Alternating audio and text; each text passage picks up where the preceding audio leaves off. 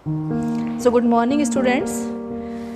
आज जो हम एक्सपेरिमेंट करने जा रहे हैं वो है ग्रेटिंग की सहायता से लेज़र की तरंगदैर्ध्य ज्ञात करना। To find out the wavelength of laser with the help of diffraction grating.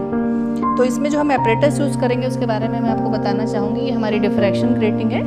इसमें बहुत सारी बारीक लाइंस खींची रहती हैं। इसमें 15,000 लाइंस पर इंच खींची गई हैं इस ग्रेटिंग में। और दूसरा है आपका ये आपकी ऑप्टिकल बेंच है। इस ऑप्टिकल बेंच में स्टैंड लगे हुए हैं, ये दो स्टैंड। एक स्टैंड पे हम लेज़र लाइट यूज़ करेंगे, लेज़र लाइट का पेन यूज़ करेंगे। यहाँ पे हम डिफ्रैक्शन ग्रेटिंग को लगा देंगे। यहाँ पे आप डिफ्रैक्शन ग्रेटिंग को लगा दीजिए। और ये जो है आपका स्क्रीन है जिसपे हम डिफ्रैक्शन पैटर्न को ऑब्जर्व करेंगे। ये आपको दिखाई दे रहा है, ये आपका स्क्रीन है। अब हम क्या करेंगे, अब हमें पता है कि जो डिफ्रैक्शन होता है, कैसे डिफ्रैक्शन होता है, जब यहाँ से हमने जैसे ही लाइट दी डिफ्रैक्शन ग्रेटिंग पे, वो क्या होती है, इंसिडेंट होती है।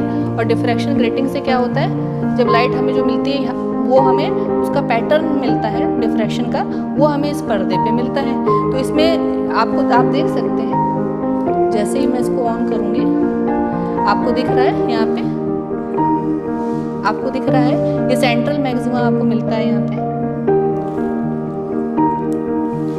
सेंट्रल मैक्सिमा मिलता है।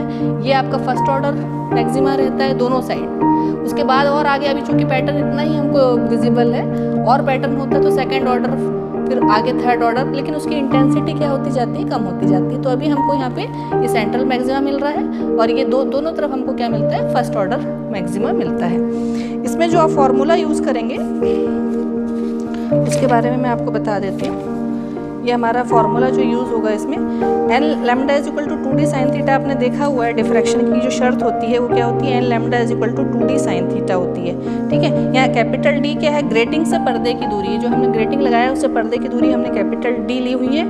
और ये x क्या है, जो सेंट्रल मैक्सिमा से पहला जो मैक्सिमा की जो डिस्टेंस है उसको x माना हुआ है। तो ये फॉर्मूले में जब हम पुट करेंगे तो tan थीटा जो है आपको किसके बराबर मिल जाएगा, x अपॉन d के बराबर मिल जाएगा। ये शर्त तो आपको पता है, n lambda is equal to e sine theta होता है। यहाँ e क्या होता है, आपका ग्रेटिंग एलिमेंट होता है। देखिए e की वैल्यू क्या होती है, 1 अपॉन n के बराबर होती है। n क्या है, यहाँ पे ग्रेटिंग पे प्रति इंच रेखाओं की संख्या, यानी एक इंच में कितनी रेखाएं खींची हुई हैं वो n है आपका। तो आपको यदि ग्रेटिंग एलिमेंट निकालना है तो 2.54 अपॉन n करना पड़ता है, तो आपको ग्रेटिंग एलिमेंट पता चल जाता है। और यहाँ पे देखिए, यहाँ पे जैसे ये जो पैटर्न आपको मिल रहा है, इस डिस्टेंस को हम O से P तक के डिस्टेंस को x1 मान रहे हैं, O से Q तक के डिस्टेंस को x2 मान रहे हैं। और ये जो एंगल हमारा यहाँ पे फॉर्म हो रहा है ये एंगल है थीटा, और ये हमारा सोर्स है, ये डिफ्रैक्शन ग्रेटिंग है ये आपकी। तो ये जो डिस्टेंस है ग्रेटिंग से पर्दे के बीच का जो डिस्टेंस है उसको हमने क्या लिया हुआ है, कैपिटल D लिया हुआ है। तो सबसे पहले हम क्या करते हैं कि इसमें लेज़र को फिट कर देते हैं। दूसरे यहाँ पे हमने डिफ्रैक्शन ग्रेटिंग को फिट किया हुआ है, और तीसरे स्टैंड में हमने पर्दा लगाया हुआ है। और ये इन तीनों की हाइट हमें कोशिश करना चाहिए कि तीनों की हाइट सेम रहे। यदि ऐसा नहीं होगा तो हमको हो सकता है डिफ्रैक्शन पैटर्न इजीली विजिबल ना हो। फिर उसके बाद हम दोनों कंडीशन जो आपको मैंने बताया था, पहला मैक्सिमा दोनों तरफ आपको मिलता है, तो आप दोनों की पोजीशन को नोट कर लीजिए, x1 और x2 को आपने नोट कर लिया, और ये डिस्टेंस को आपने नोट कर लिया डिफ्रैक्शन ग्रेटिंग से इस पर्दे के डिस्टेंस को। आप यहाँ पे देखिए ऑप्टिकल बेंच में यहाँ पे एक स्केल बना हुआ है, तो यहाँ से यहाँ तक के डिस्टेंस को आप नोट कर लेते हैं। ये डिस्टेंस क्या होती है, कैपिटल D होती है। ठीक है, और आप लैम्डा की वैल्यू को फाइंड आउट कर सकते हैं। लैम्डा आपका क्या होगा, EX अपॉन D होगा। तो आपको E पता है, x की वैल्यू पता है और D पता है, तो आपको क्या पता चल जाएगा, उसकी वेवलेंथ पता चल जाएगी।